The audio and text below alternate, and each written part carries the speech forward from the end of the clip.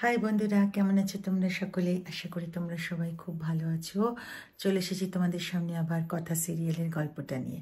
তো চলো শুরু করা যাক আজকের কি কথা সিরিয়ালের কি হলো। তো আজকে তোমাদের সামনে তুলে ধরছি আমি 11ই অগস্ট মানে 11th of অগস্টের এপিসোডটা। তো চলো শুরু করি। Welcome and welcome back to my channel serial update with Rinka.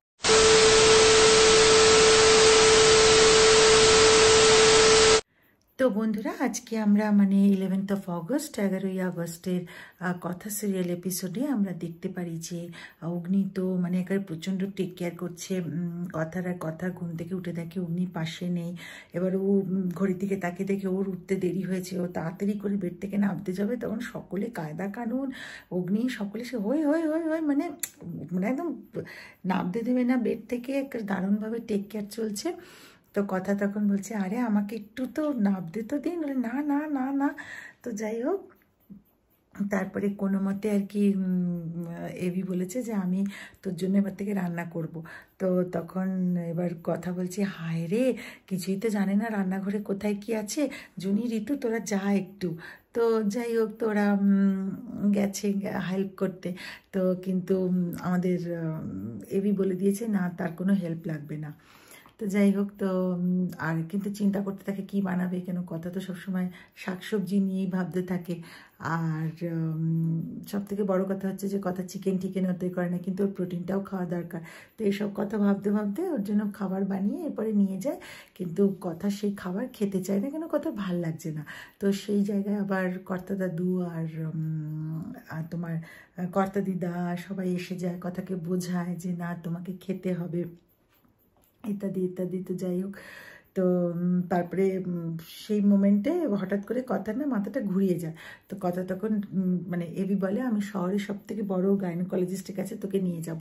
তো নিয়ে যায় এবি আর কথা আর এবি দুজনেই পৌঁছায়। তো কিন্তু কি হয় না, হঠাৎ করে এবির একটা ফোন আসে, আর এবি ওই মোমেন্টে বাইরে থাকে কলটা রিসিভ করতে।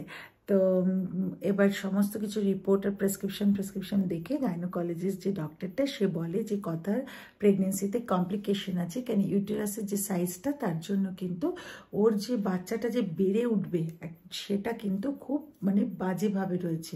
তাই জন্য অনেক সময় মিসক্যারেজের চান্স থাকে, তবে চিন্তা করার কিছু নেই।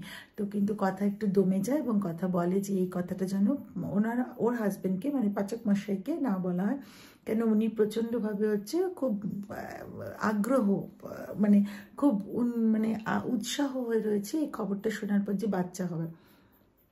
তো যাই হোক, তো ডক্টরটা বলে এটা তো আমার এথিক্সের মধ্যে নেই। তো বলে তাও রিকোয়েস্ট করে, তো মেনে যায়। তো যাই হোক, তারপর তো ওখান থেকে বেরিয়ে আসে। কিন্তু বেরিয়ে আসার পরও কিন্তু কথার মনটা অন্যদিকে থাকে। তো এবিতে একটু বুঝতে পারি, বলে কিছু হয়েছে? বলে না না, কিছু হয়নি। তারপর আবার ওরা বাড়িতে চলে আসে। বাড়িতে চলে আসার পর তো এবার কথাকে নিয়ে আবার চলতে থাকে। এবার প্রশ্নটা হয়ে যাচ্ছে যে যেই হোক ছেলে বা মেয়ে, সে কি হবে, সে বাংলাভাষী হবে মায়ের মতো কথার মতো, নাকি সে ইংলিশ সব কিছু করবে আমাদের এবির মতো।